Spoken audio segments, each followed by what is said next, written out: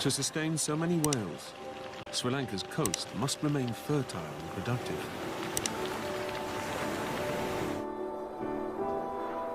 Yet the fate of this sea is tied to the land and the rivers that feed it.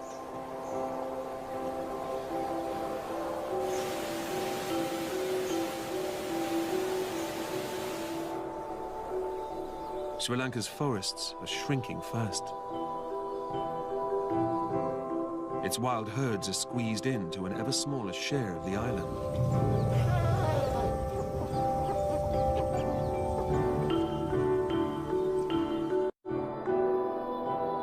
But ancient Sri Lanka sculpted this land in a way that benefited nature.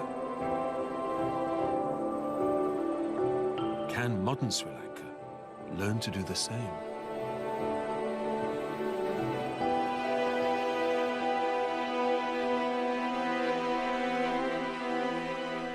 They follow the receding tide further out into the lagoon.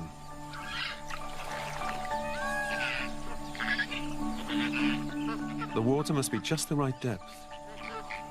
Wiggling their legs, they stir up the mud. Dipping their bills, they sift out shrimp and algae, which thrive in the river mouth.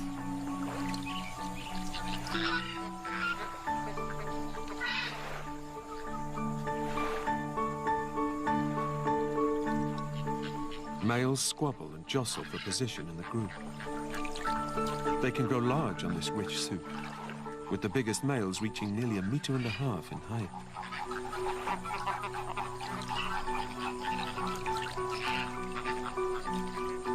They say you are what you eat, and it is the carotene pigment from the crustaceans and algae that gives their plumage its distinctive pink.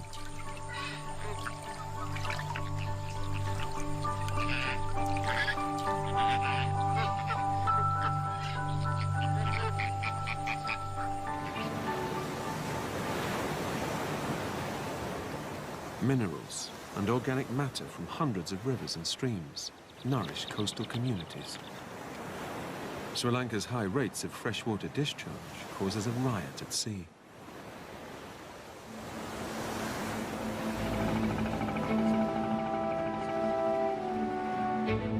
Fleets of fishing boats take to the waves. Endless schools of fish lie in wait.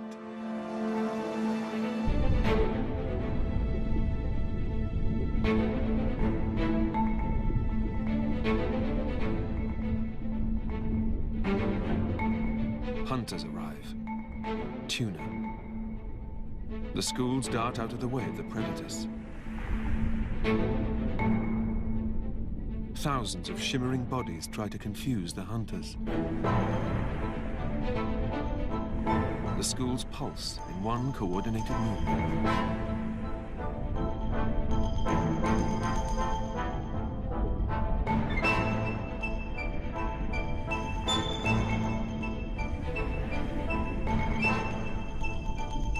But the tuna are themselves in danger from above. For these fishermen, the big money is in tuna, if they can find them. They're impossible to spot from the surface, but the fishermen are guided by the ocean's greatest acrobats.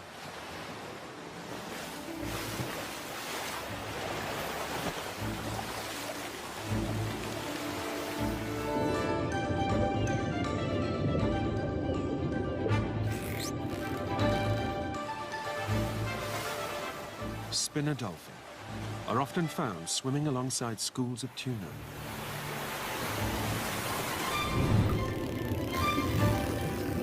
Superpods of thousands of dolphins congregate on the country's coast.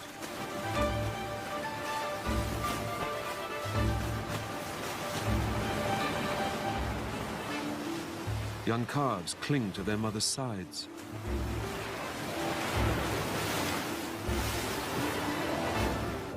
Spinner dolphins live up to their name, rotating spectacularly as they leap meters out of the water. They start attempting it from an early age, but it's an acquired skill. In the expanse of the open ocean, Their most stable reference points are each other. Here off the coast of Sri Lanka, they gather in numbers.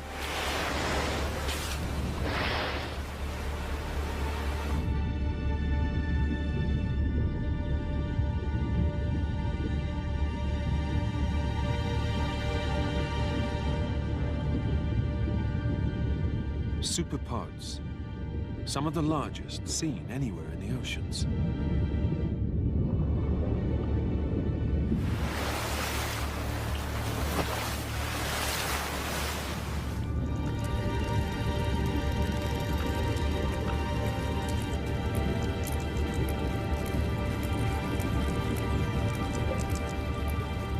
Diving down to over 2 kilometers, they grapple with giant squid in the depths. These are hungry hunters. Each one of them can eat around a ton of food per day.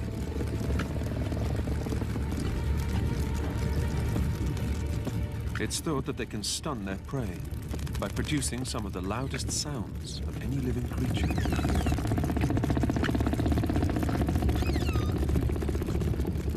But their life in the world below, where the pressure would crush a human, has never been filmed and remains a mystery.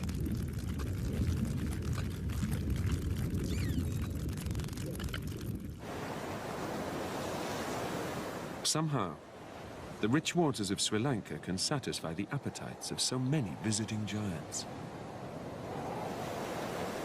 Circling this island is an ocean like no other, all thanks to a unique combination of natural and geological quirks. At the tip of India, Sri Lanka is the southernmost point of a huge tapering continental landmass. The island has a mountainous heart, bound by a ring of fertile coastal plains. Rivers litter the land, and together with strange weather patterns, these are the perfect ingredients for an underwater paradise. To the east, west, and south, the ocean stretches unbroken for thousands of miles. It's not just whales. Schools of fish and huge flocks of seabirds cross thousands of miles of ocean to reach these shores.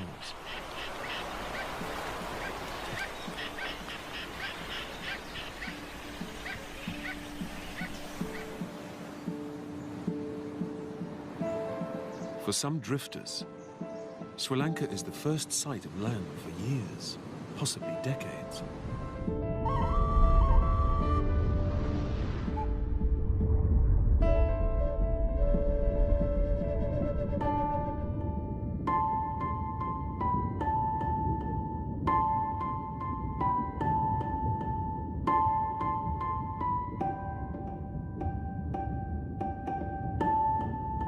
Green turtle. She is one of 5 species of sea turtle that are born on these shores.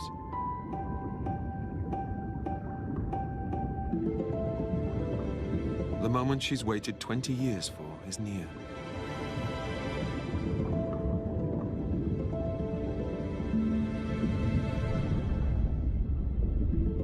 She spent the years riding the currents of the deep ocean.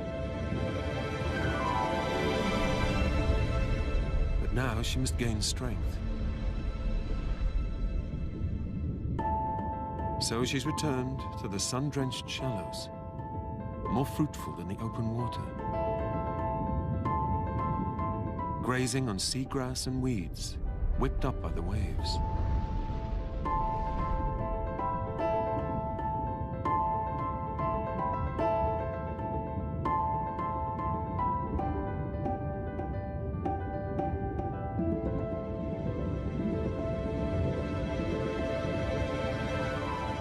Our science has no idea how, but she knows exactly the beach to which she must return.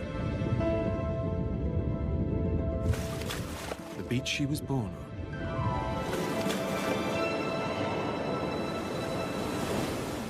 And on which she will lay her eggs.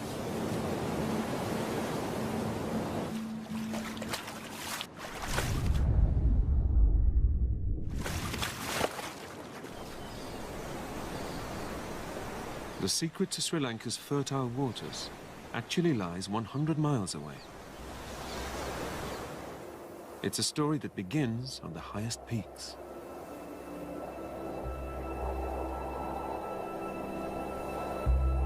Sri Lanka is a land powered by rain. Warm monsoon winds sweep down from the Bay of Bengal, bringing moisture from far at sea.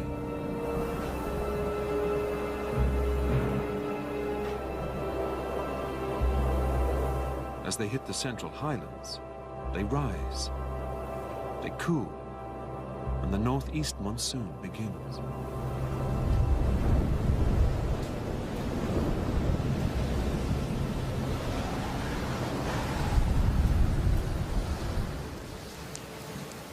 It's weeks since a single drop of rain fell. But when the monsoon clouds finally burst, the highlands are inundated. Meters of rainfall in just a few months.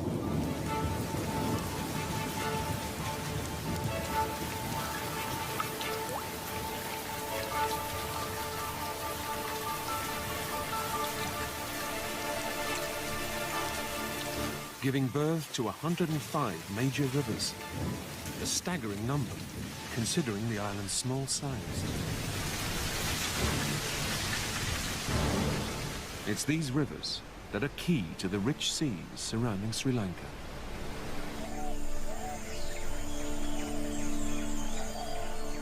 Starting life in mysterious high-altitude cloud forests.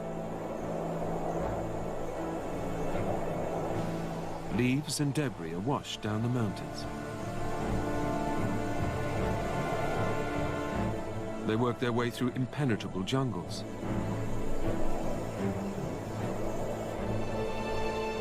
Collecting sediment and nutrients from the earth.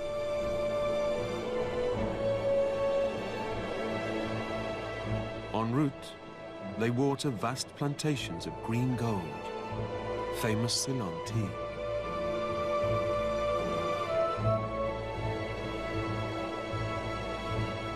Across the vast plains that circle the island.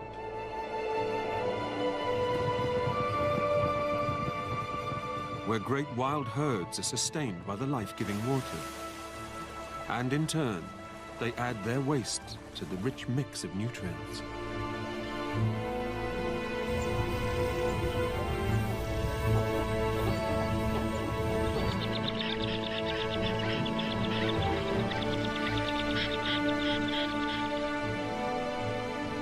They finally mix with the sea in brackish swamps, the mangroves.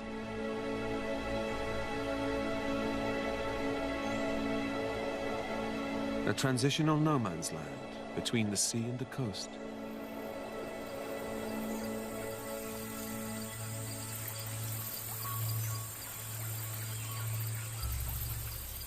Their leaves have special glands which secrete salt crystals, allowing the trees to cope with the water from the encroaching tides.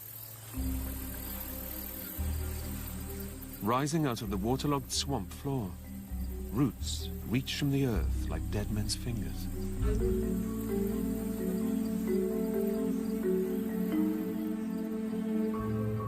Below the surface, mangroves are vital nurseries for young fish, the roots providing protection from predators.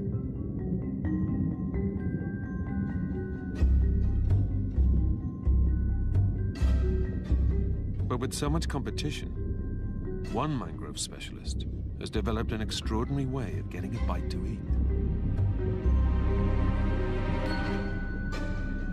It begins with his dual-action eyes. The bottom part of his eye is used for living down in the murky brown water. But on top, his eyes are suited for spying into the world above.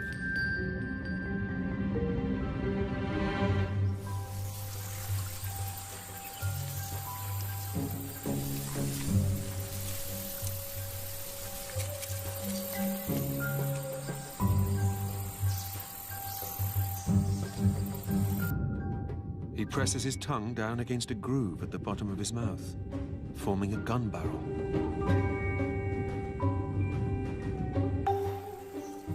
And he fires. He misses. He doubles back and lines up again.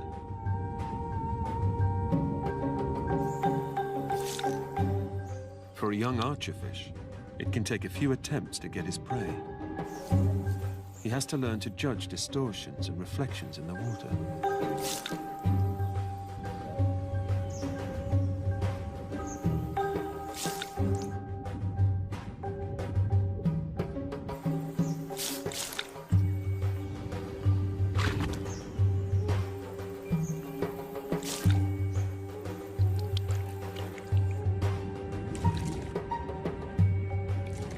Amazingly, the archer can produce a watery arrow that is up to 6 times stronger than his muscle power.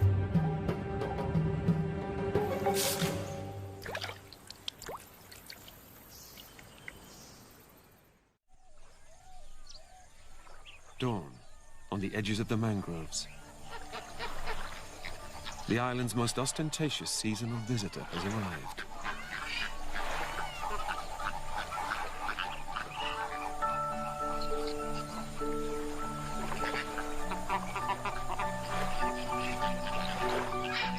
Greater flamingos, named for the flashes of flame-like pink on their wings.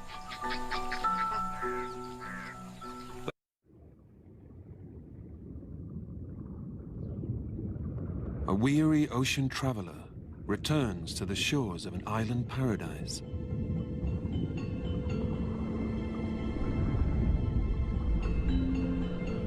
For millennia, great oceanic currents have brought visiting giants to these magical shores.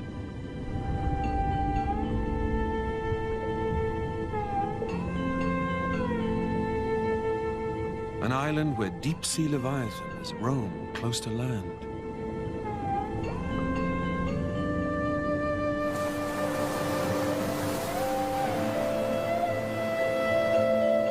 One of the greatest oceanic shows on Earth. But why are so many of these great sea creatures drawn to this island? For centuries, Sri Lanka and its hidden treasures have seduced travelers from around the globe. Enticed by tales of rare spices and ancient civilizations, Indian, Arab and European adventurers were drawn to this irresistible island. What they found was a land of extraordinary riches, of foreign gods and faith in nature. With herds of Asian giants,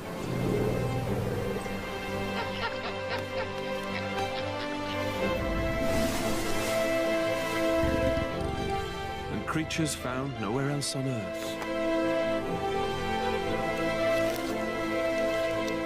But what they didn't know was that the real treasures of Sri Lanka can be found even before you step foot on its shore.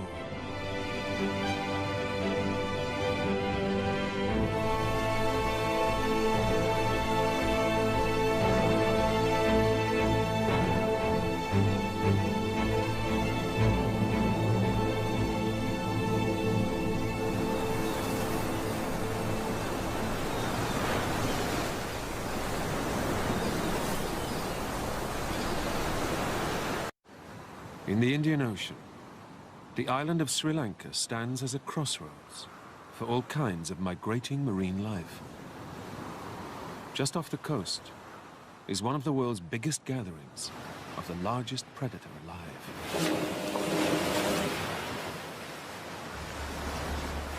The sperm whale.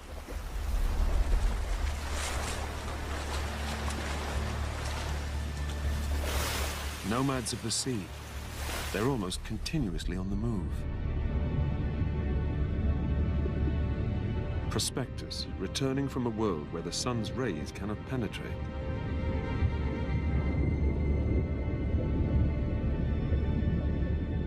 After as long as an hour in the deep, they return to the surface to breathe. Before they dive again, they fertilize the surface. To save energy in the depths, they shut down their non-critical organs, and that includes the ability to defecate. This is one of the only ways that nutrients locked in the world below are returned to life near the top.